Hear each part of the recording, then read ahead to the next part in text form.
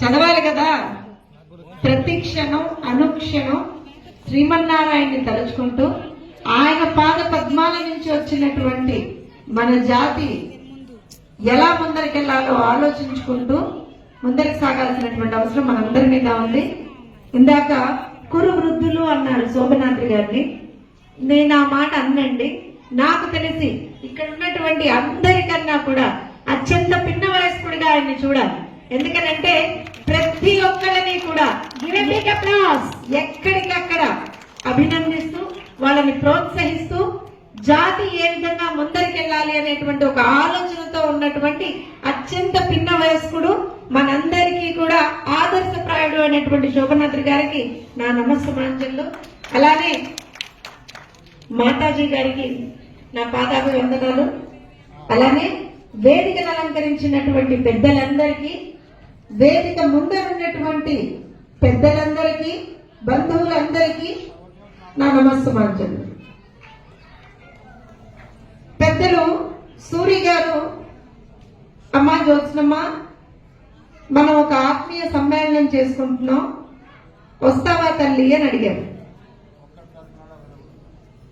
Sir నేను చిన్నదాన్ని, పెద్దగా ఎప్పుడూ కూడా ఒకటో రెండో సార్లు, చాలా తక్కువ సార్లు, అది కూడా మా వేణుమాధవ్ గారు ఉన్నారు ఇక్కడ, చాలా తక్కువ సార్లు, ఎప్పుడన్నా ఒకటి రెండు సార్లు పిలిస్తే హైదరాబాద్ లో వెళ్తూ ఉంటాను సార్.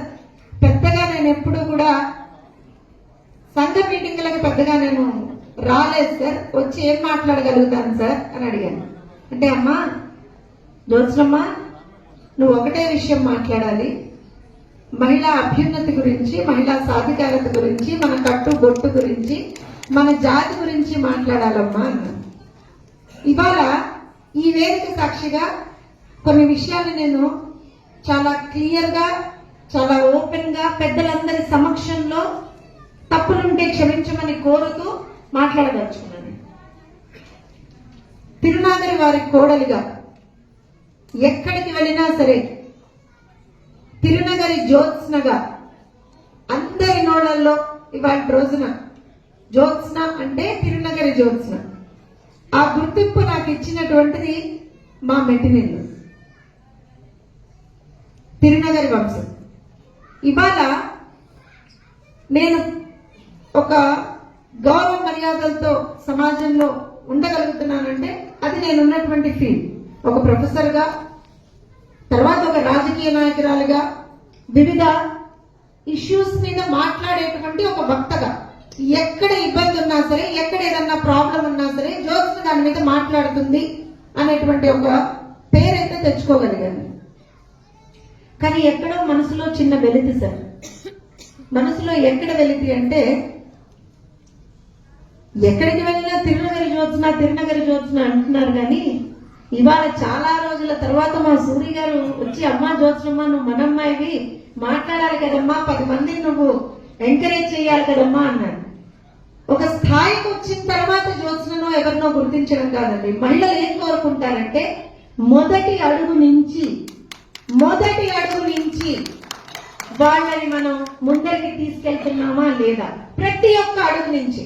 ఎందుకంటే ఒక స్థాయికి వచ్చిన తర్వాత 10 మంది గుర్తిస్తారు, 10 మంది మనల్ని పిలుస్తారు, 10 మంది మాట్లాడమంటారు, 10 మంది శాలువాలు కప్పుతారు, 10 మంది మొమెంటోలు ఇస్తారు, 10 మంది ఆహా ఓహో అంటారు.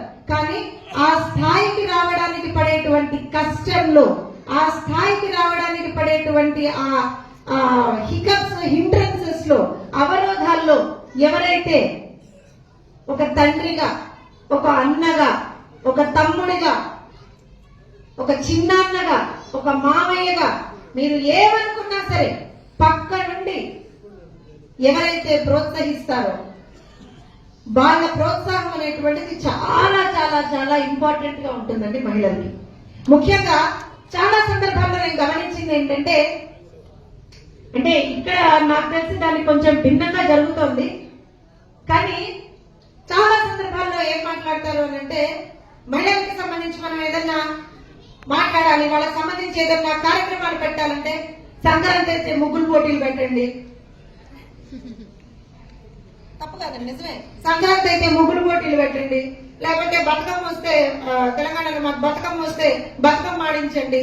సార్ వీటితో పాటుగా మహిళా అభ్యున్నతికి, మహిళా సాధికారతకి, వాళ్ళకి ఏ విధమైనటువంటి వాళ్ళకి సంబంధించినటువంటి ఆర్థిక స్వావలంబన వాళ్ళు చేకూర్చుకోవడానికి ఏ విధమైనటువంటి కార్యక్రమాల్ని మనం చేకూర్చాలి అంటే, ఫర్ ఎగ్జాంపుల్ వాళ్ళకి సంబంధించి ఎక్కడన్నా సరే, ఇప్పుడు ఇటు తెలంగాణ సంఘం నుంచి కావచ్చు, ఆంధ్రప్రదేశ్ సంఘం నుంచి కావచ్చు, ఎప్పటికప్పుడు ఎంపవర్మెంట్ రిలేటెడ్ ప్రోగ్రామ్స్ అంటే, ఇప్పుడు ఒక రంగంలో, ఇప్పుడు ఫర్ ఎగ్జాంపుల్ రాజకీయ రంగంలో జోత్స్ ఉంది అనుకోండి, మన అమ్మాయి రాజకీయ రంగంలో జోత్స్ ఉంది. అలా చాలా మంది ఉన్నారు. ఇప్పుడు డైరెక్టర్స్ గా కొంతమంది పార్టీలు వేరే ఉండొచ్చు కాక, కానీ డైరెక్టర్ గా కొంతమంది నా సోదరిమణులు ఉన్నారు. అలానే చాలా మంది ఉంటారు. వాళ్ళందరినీ ఒక వేదిక మీదకి తీసుకొచ్చి ఇలా ముందరున్నటువంటి మహిళల్లో కూడా రాజకీయ చైతన్యం కల్పించి వాళ్ళని కూడా రేపొద్దున రాజకీయ నాయకులుగా చేసేటువంటి ఒక రాజకీయ శిక్షణా తరగతుల్ని కూడా మనం మహిళల కోసం పెట్టాలి. అది ఒక పాయింట్. అలానే చాలా అంటే నేను వేరే వేరే దగ్గర గమనించినటువంటి విషయాన్ని మాత్రమే పెద్దల సమక్షంలో చెప్తున్నాను సార్. ఏదో వచ్చినటువంటి విషయాలు మాట్లాడి వెళ్ళిపోమంటే I don't think I will do justice for coming all the way here. అలానే వేరే వాళ్ళు చాలా మంది నేను గమనించింది ఏంటంటే, ఎక్కడికక్కడ వాళ్ళకి సంబంధించినటువంటి అంటే ఇప్పుడు పారిశ్రామికవేత్తలు ఉన్నారనుకోండి, మహిళా పారిశ్రామికవేత్తలకు సంబంధించినటువంటి సదస్సులు, అలానే ప్రొఫెషనల్స్, డిఫరెంట్ ప్రొఫెషనల్స్, డాక్టర్స్ ఉన్నారనుకోండి, వాళ్ళకి సంబంధించినటువంటి సదస్సులు, మరి మహిళా పారిశ్రామికవేత్తల్ని మనం ఎక్కడికక్కడ ప్రోత్సహిస్తూ, ఇప్పుడు మన కుటుంబంలో కూడా ఇదంతా కుటుంబమే, వాళ్ళ కుటుంబం కాబట్టి నేను ఇంత ఓపెన్ గా మాట్లాడగలుగుతున్నాను. సో మన కుటుంబంలోనే ఒక కంపెనీ పెట్టుకుని దాని అభ్యర్థికి వాళ్ళు కృషి చేస్తుంటే వాళ్ళని మనం ఎలా ప్రోత్సహించగలుగుతాం? ఇప్పుడు ఇక్కడ సాయి వెంకట్ గారు ఉన్నారు. చాలా సందర్భాల్లో మన కుటుంబ సభ్యుడు, ఆయన ఎంతో మంచి చేస్తున్నారు. ఇప్పుడు మా వేణుమాధవ్ గారు ఉన్నారు అనుకోండి, ఆయన ఆకాంక్ష క్యాటరింగ్స్ తోటి చాలా మందికి సేవ చేస్తూ ఉంటారు. దాన్ని మాట్లాడతాం.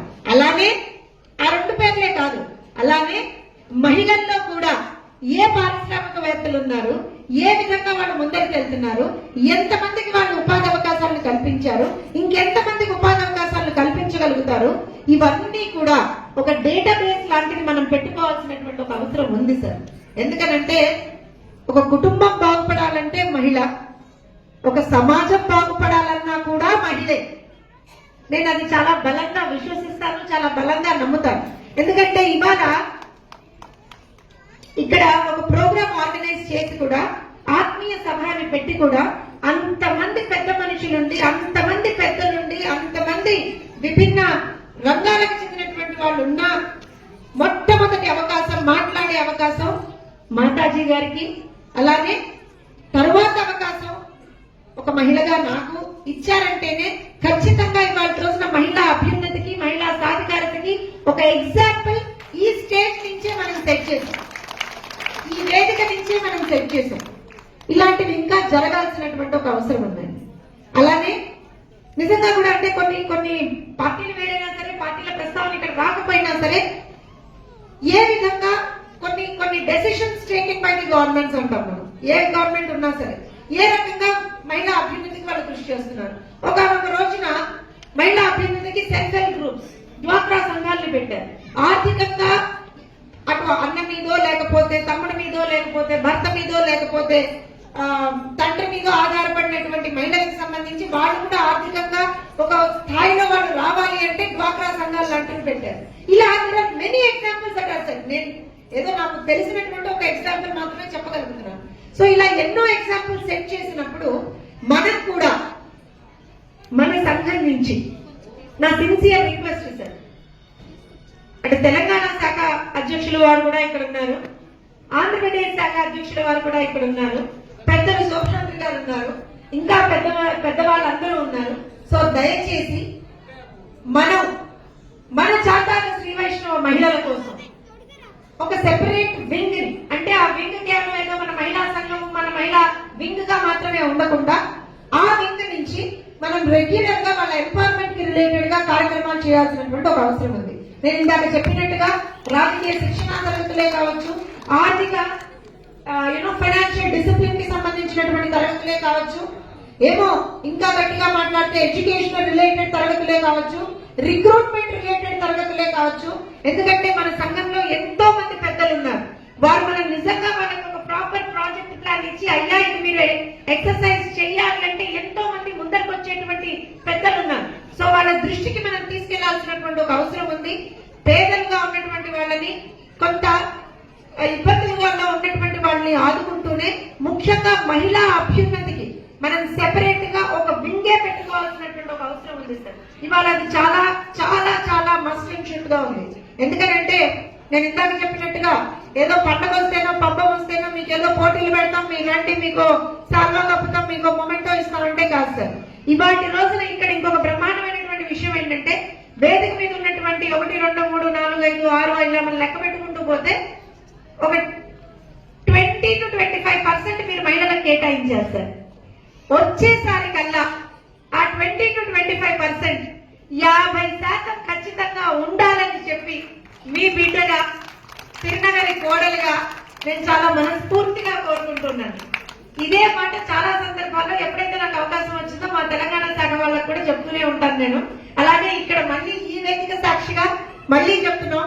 ఎందుకంటే ఒక కుటుంబం బాగుపడాలంటే మహిళే, సమాజం బాగుపడాలన్నా మహిళే, మన కుల వృద్ధి కావాలన్నా, కులం ముందరికి వెళ్ళాలన్నా, కుల అభ్యున్నతి జరగాలన్నా సరే, మన జాతి బాగుపడాలన్నా సరే, ఇవాటి రోజున మహిళలే ముందుండాల్సినటువంటి ఒక అవసరం ఉంది. ఖచ్చితంగా దాన్ని నేను బలంగా విశ్వసిస్తున్నాను. ఎవరన్నా తప్పుగా మాట్లాడుంటే క్షమించమని చెప్పి కోరుతూ, ఇక్కడ ఉన్నటువంటి ఎంతో మంది మహిళల గొంతుకగా, వాళ్ళ గళంగా మాత్రమే ఇవాళ ఇక్కడ మాట్లాడాను సార్. అలానే రామానుజుల వారు చేసినటువంటి ఎన్నో పనులను మనం గుర్తు చేసుకుంటాం. నిజమే కదా? గుర్తు చేసుకుంటామా?